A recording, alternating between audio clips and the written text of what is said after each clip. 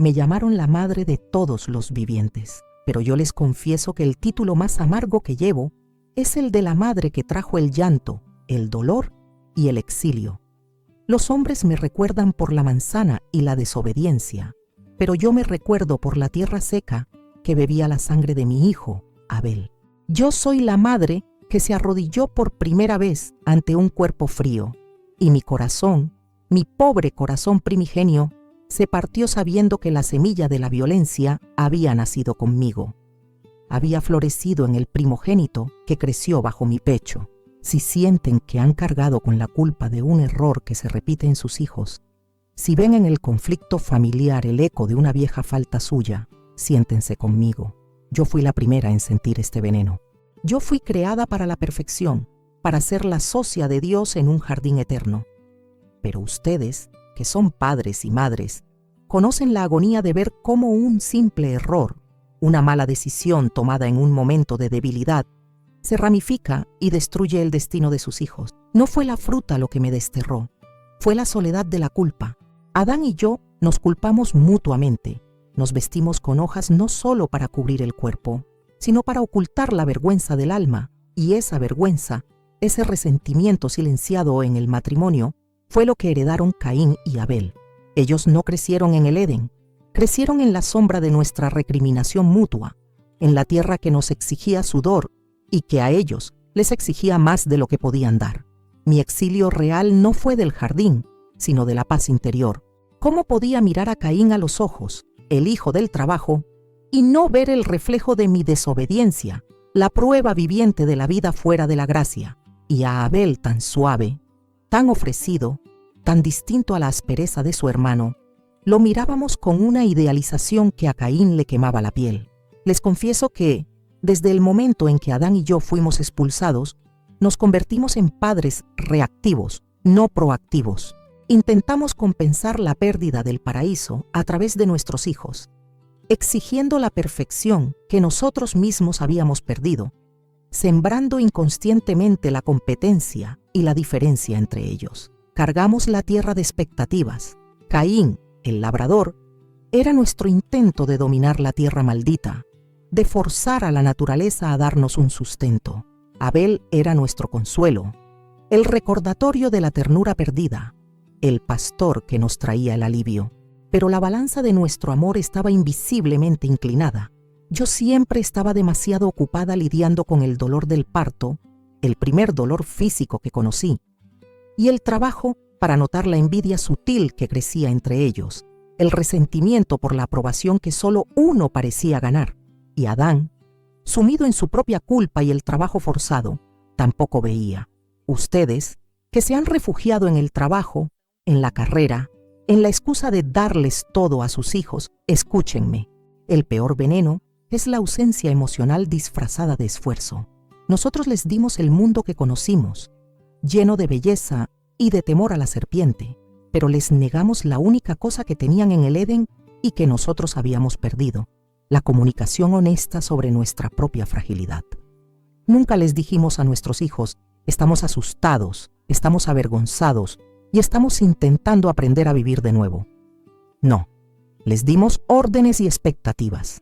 El día que Caín se levantó, no solo se levantó contra Abel, se levantó contra el juicio silencioso que sentía en nuestra mirada, contra la injusticia de tener que ser perfecto en una tierra imperfecta.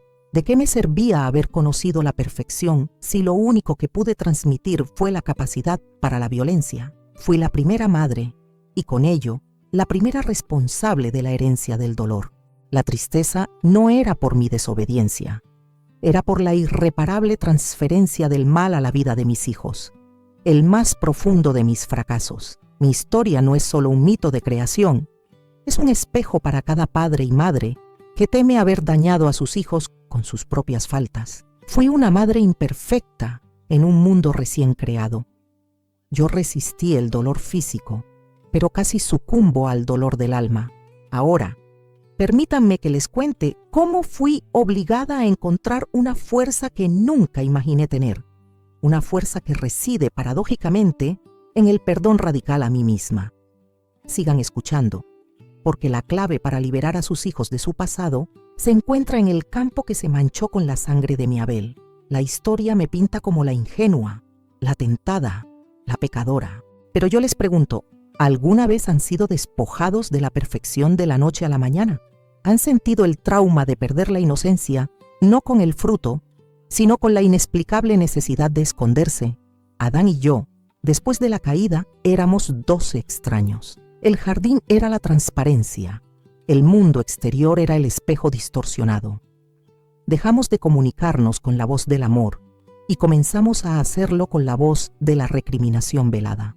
Él trabajaba la tierra dura sudando y yo veía en su frente el reproche de mi debilidad. Yo sentía el dolor de cada parto y él veía en mi sufrimiento el castigo que nos había alcanzado. El mito es fácil.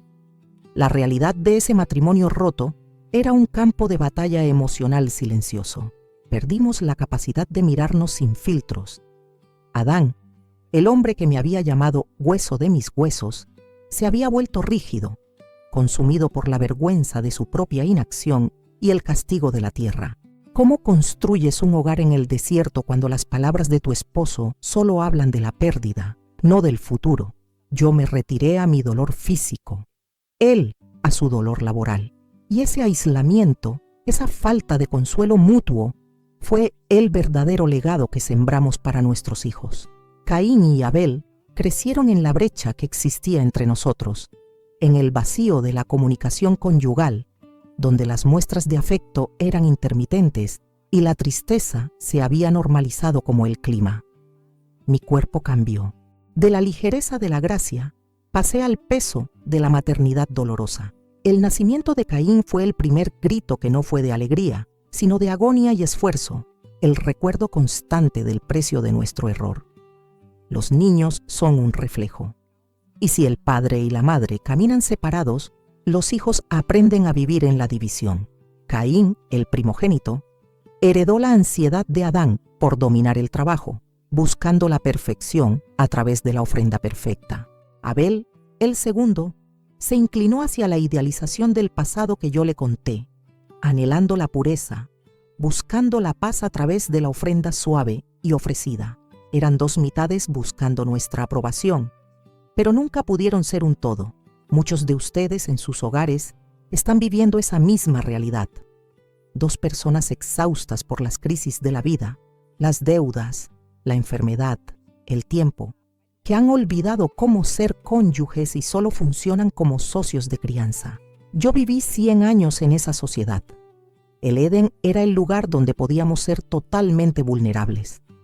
El mundo exterior nos enseñó a armarnos, y el arma más peligrosa fue la comparación. Caín era el trabajador que luchaba por el favor de Adán.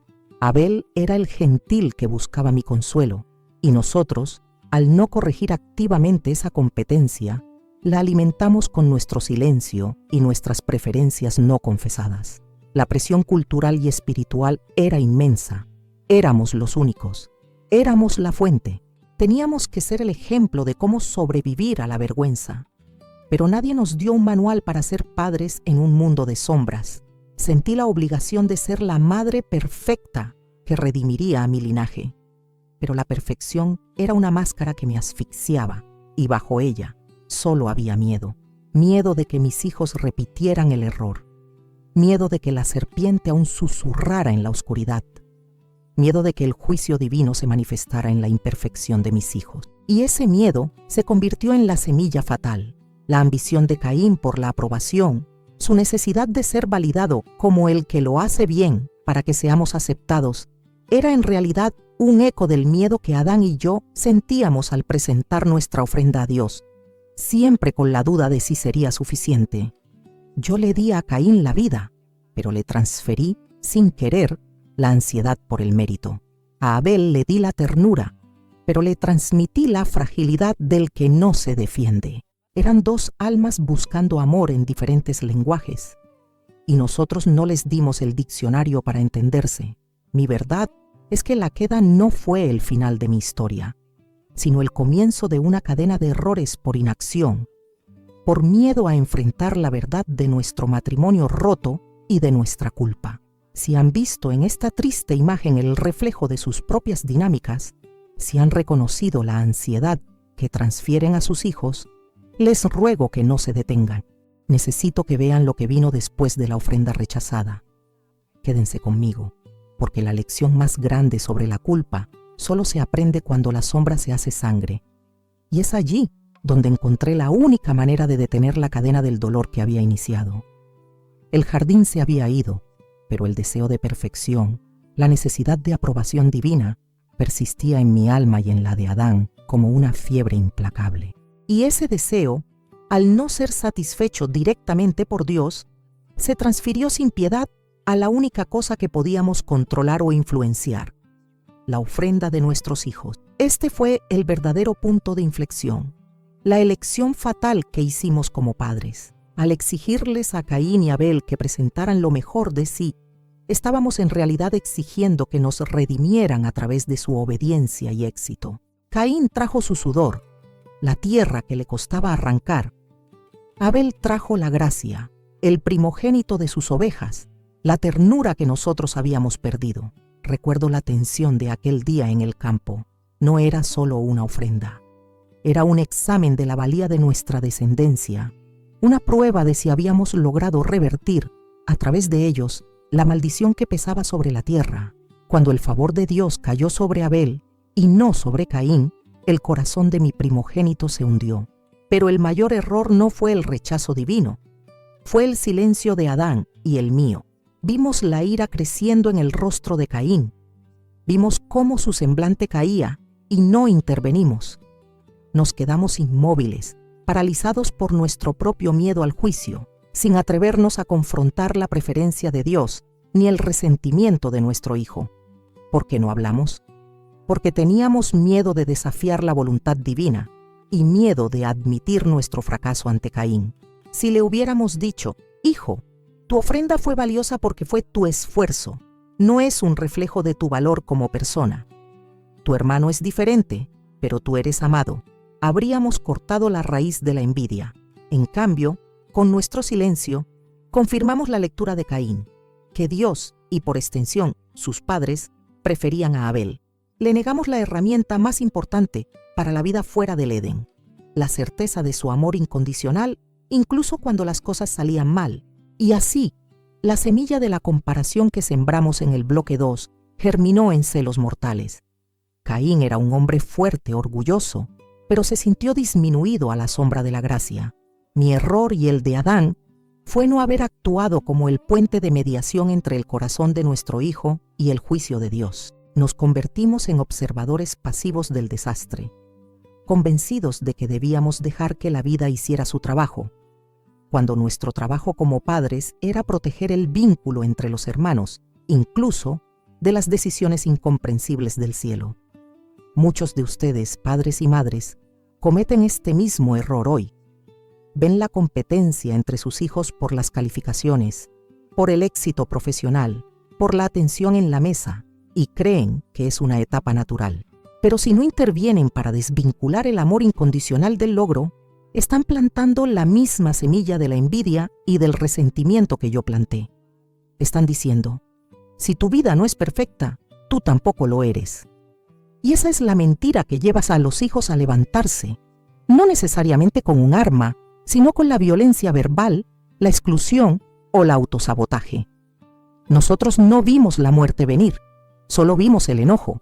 Estábamos tan enfocados en lo que le pasaba a Dios con la ofrenda, que ignoramos lo que le pasaba a Caín en su alma. Lo dejamos ir al campo con su hermano, sin una palabra de advertencia, sin un abrazo tranquilizador que le recordara su valor.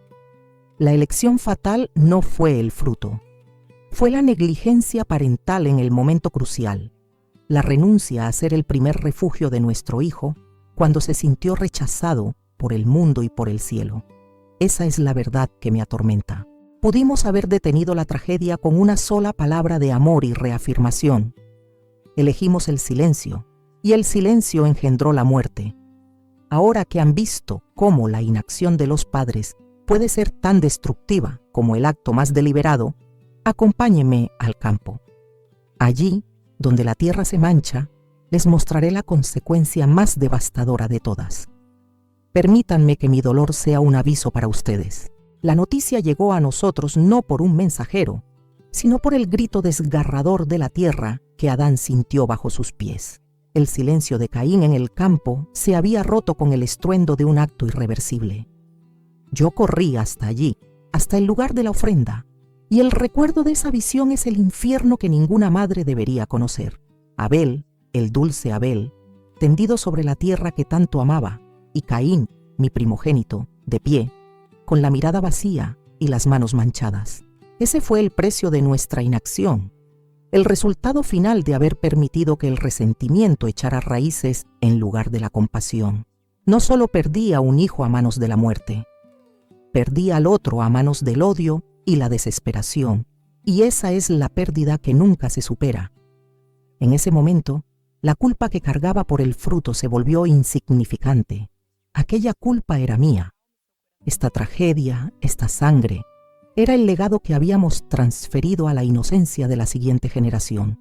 Yo miraba a Caín y no veía al asesino, sino al niño que había implorado nuestra atención y a quien le habíamos fallado al no enseñarle a manejar la frustración, al no desvincular su valor de su rendimiento. Adán estaba paralizado por el horror. Yo estaba deshecha por la comprensión tardía de nuestro error conyugal. El verdadero pecado no fue comer el fruto, fue no haber reparado el corazón antes de intentar ser guías de otros corazones. El castigo de Caín, la marca, fue doloroso, sí, pero el castigo real fue su exilio forzado, su huida de nuestro afecto. Él se fue de la tierra de Edén a la tierra de Nod, y mi corazón se rompió por segunda vez. El hijo que mató al otro estaba ahora condenado a la soledad, a vagar por un mundo de sombras, sin el consuelo de su madre. Ustedes que han visto a un hijo o hija alejarse de casa por las heridas no sanadas, por el resentimiento que no supieron nombrar a tiempo, entienden que el exilio físico es apenas el reflejo del exilio emocional que ocurre mucho antes en la mesa familiar. El duelo se hizo doble. Lloré a Abel, el muerto, con lágrimas de desesperación inconsolable, pero lloré a Caín, el vivo, con lágrimas de culpa insoportable. La voz de Dios, preguntando por Abel, era el eco de mi propia conciencia, preguntándome por qué no había visto, por qué no había mediado, por qué no había abrazado a mi hijo airado. Nos quedamos Adán y yo, solos, en un mundo que solo conocía la muerte. El matrimonio se convirtió en un refugio triste, donde el luto por Abel se interponía como un muro entre nosotros y cualquier posibilidad de sanación o ternura. La reflexión dolorosa era constante. ¿Cómo puedo seguir viviendo sabiendo que mi vida es la fuente de esta cadena de dolor? Sentí que la única forma de ser justa con Abel era castigarme con la culpa eterna, condenándome al lamento perpetuo. Muchos de ustedes hacen esto. Se aferran a la culpa por un divorcio fallido, un negocio quebrado o un hijo que se desvió, creyendo que el autocastigo es una forma de honrar la pérdida. Pero les digo que la culpa sostenida no honra nada. Solo envenena el futuro y las relaciones que aún respiran. La tierra se había manchado y mi vientre, antes la fuente de vida, era ahora la fuente de la tragedia. La consecuencia no fue solo la pérdida, sino la desconfianza. ¿Podría yo, Eva, traer al mundo algo que no estuviera contaminado por esta sombra? Era la pregunta que me atormentaba día y noche. La duda que me impedía mirar hacia adelante. La maternidad, el don más grande, se había convertido en mi mayor terror, el recordatorio constante de mi capacidad para engendrar desastre, incluso sin quererlo. Si en su propia vida han experimentado esta terrible consecuencia, si el dolor de sus hijos es un espejo de sus propias fallas, les pido que no se queden en el luto estéril. La verdadera lección aún no llega. Hemos tocado fondo en el campo de la muerte. Ahora es el momento de buscar el milagro. Para encontrar el camino de vuelta a la esperanza, compartan este monólogo con alguien que aún esté atado por la culpa y acompáñenme a mi clamor en el desierto. Hubo un tiempo en el que yo solo iba al campo de la tragedia, a la tierra que había bebido la sangre de mi hijo, y me postraba allí. Era mi penitencia. Era mi manera de decirle al cielo: merezco este dolor. La culpa se había convertido en mi vestidura más pesada. Yo temía concebir de nuevo. Temía que cualquier vida que naciera de mi vientre estuviera ya contaminada con la semilla de la violencia y del juicio. Adán y yo vivíamos en una especie de luto perpetuo, un matrimonio marcado por el fracaso, donde la única conversación era el recuerdo de lo que habíamos perdido, o la pregunta amarga de qué habría sido si hubiéramos obedecido. La pena por Abel nos había congelado y la ausencia de Caín nos había llenado de terror. En el pico de esta desesperación, me di cuenta de que mi autocastigo no estaba sanando a nadie, solo estaba envenenando el futuro que aún nos quedaba. Una tarde, al volver a casa, vi a Adán sentado junto a la hoguera, sus manos callosas y su rostro surcado por el dolor, pero por primera vez no vi reproche en sus ojos. Vi un cansancio infinito y entendí que la culpa me había convertido en el mismo juez implacable que yo temía. Yo estaba juzgando a Adán por no haber sido más fuerte, a Caín por su ira y a mí misma por el error original. Y fue entonces, en esa rendición total, cuando el nudo en mi alma se aflojó. Me arrodillé allí, no en el campo, sino frente a mi esposo, y mi oración final no fue a Dios, sino a la parte de mí que se negaba a vivir. Grité: «Basta, Eva, deja de cargar el error de un mundo entero sobre tus hombros. Yo soy imperfecta, cometí el error, pero no soy la maldad». Fue la primera vez que acepté mi condición humana y me perdoné por ser la primera en fallar. Pedí a Dios no que me quitara la memoria de Abel, sino que me liberara de la necesidad de ser perfecta para merecer su amor o el amor de Adán. Fue la entrega total, la admisión de que mi lucha no era contra la serpiente, sino contra mi propia rigidez moral. Y en esa rendición, Adán finalmente me abrazó. No fue el abrazo del paraíso, lleno de inocencia, sino el abrazo de la supervivencia, lleno de fragilidad y aceptación. Me dijo que, durante años, había temido consolarme por miedo a que yo viera en sus ojos la culpa. Nuestra sanación comenzó allí, en esa pequeña hoguera, cuando ambos nos atrevimos a confesar nuestra imperfección. El verdadero milagro que yo necesitaba no era la resurrección de Abel, era la reconstrucción de nuestro matrimonio a partir de la verdad desnuda. A partir de ese día, el verso vacío no fue solo un recuerdo de la tragedia, se convirtió en una invitación. Yo temía dar a luz de nuevo, temía transmitir más dolor, pero Adán me recordó: no podemos dejar que el legado de Caín sea el final de nuestra historia. La única manera de honrar a Abel es crear vida de nuevo, pero esta vez con la sabiduría de lo que perdimos. Fue un acto de fe, no en la perfección, sino en la capacidad de Dios para redimir incluso la culpa más profunda. Mi clamor en el desierto me dio una nueva perspectiva. La vida no es un jardín que mantener perfecto, sino un campo que trabajar con humildad y esperanza. Ustedes, que luchan con la misma carga de la culpa parental, deben entender que el autocastigo es la mayor ofensa a la esperanza. Su cónyuge, sus otros hijos, no quieren que se castiguen, quieren que vivan. La fuerza de su familia no se basa en su impecabilidad, sino en la red de apoyo que usted se atreve a construir al confesar su propia fragilidad y perdonarse a sí mismo. Si han llegado hasta aquí y mi confesión les ha tocado el alma, si han sentido el eco de ese llanto en el desierto en sus propias vidas, les ruego que interactúen con esta historia. Cuéntenme su propio clamor en el desierto, su momento de perdón a sí mismos en los comentarios. La sanación de la soledad comienza cuando rompemos el silencio.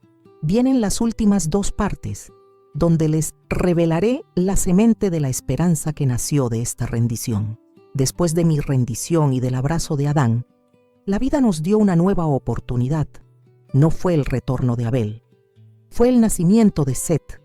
Y en ese nuevo llanto, en ese pequeño cuerpo, comprendí la profunda lección que el sufrimiento nos había negado por tanto tiempo. El verdadero legado de un padre y una madre no es la perfección que perdimos en el Edén, ni la culpa que engendramos con Caín. Es la capacidad inquebrantable de levantarse y seguir creando esperanza, a pesar del miedo y de las heridas que nos dejó el pasado. Set no nació para reemplazar a Abel, nació para sustituir la desesperación.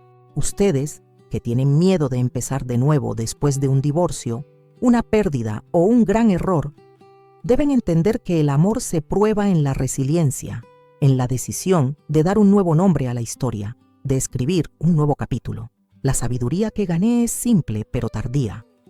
Su historia no es definida por el error que cometió, sino por la actitud que toma hoy frente a ese error. Yo, la primera madre, les digo que dejen de usar su culpa como una cadena. Yo intenté ser una madre perfecta y crié un asesino y un mártir. Cuando dejé de exigirme esa perfección inalcanzable, cuando me perdoné por haber fallado, liberé a Seth para que fuera él mismo, sin la carga del primogénito que tenía que redimir a la humanidad. Criamos a Seth con la honestidad de nuestra tristeza, compartiendo el recuerdo de Abel, pero sin proyectar sobre él la sombra de Caín. Le dimos permiso para ser imperfecto y para ser amado. Aprendimos a ser padres presentes. Ya no buscábamos la ofrenda perfecta, buscábamos la conexión perfecta con el corazón de nuestro hijo. En lugar de exigir obediencia, le enseñamos a nombrar sus emociones y a buscar la ayuda de su padre y de su madre. La fe no se convirtió en una orden, sino en una conversación de sobremesa, llena de dudas y de esperanza compartida. El trauma que nos había hecho rígidos nos enseñó a ser flexibles, a entender que la verdadera autoridad reside en la cercanía, no en la distancia impuesta por la vergüenza. Yo me había centrado tanto en el fruto prohibido que olvidé el fruto que Dios aún me permitía cultivar. Esta es la clave para la sanación en sus propias familias. Deben romper el ciclo de la culpa. Si usted se castiga por un error pasado, consciente o inconscientemente, le está transmitiendo a su hijo o a su cónyuge un mensaje terrible. El fracaso es imperdonable. El verdadero amor es aquel que quita la armadura y permite que la luz entre en las grietas, mostrando que el matrimonio y la familia son espacios de gracia inmerecida. Yo me perdoné a mí misma para poder darle a Seth el regalo de una madre liberada de su propia historia. Miren a sus hijos, a sus seres queridos. Están heredando su ambición desmedida, su tendencia al control, su miedo a la vulnerabilidad. Si es así, su tarea hoy no es darles más dinero o más cosas. Su tarea es confesarles: yo he fallado aquí. Aprendamos juntos a hacer esto de otra manera. La humildad del líder es lo que salva a la generación siguiente. Yo me arrepentí de haber cedido a la voz de la serpiente, pero mi acto de redención fue coger la mano de Adán y decidir que la tristeza no sería el único idioma que hablaríamos en nuestro hogar. Mi historia, finalmente, no es el relato de la queda. Es el manual de cómo reconstruir el jardín a partir del desierto. La sementera de Seth, el hijo de la sustitución y de la esperanza, nos recordó que la vida siempre nos ofrece una segunda oportunidad de comenzar de nuevo, sin la carga de la primera vez. Y esa esperanza es el mayor regalo que podemos ofrecer a nuestros hijos. La certeza de que no importa cuán lejos hayan caído, siempre hay un camino de vuelta a la luz y al perdón. Si esta nueva perspectiva ha resonado en su corazón y les ha dado una visión clara sobre cómo enfrentar sus propios desafíos y liberar a sus hijos de su culpa, les pido que denle un me gusta a esta historia como un voto de confianza en el poder de la resiliencia y la honestidad.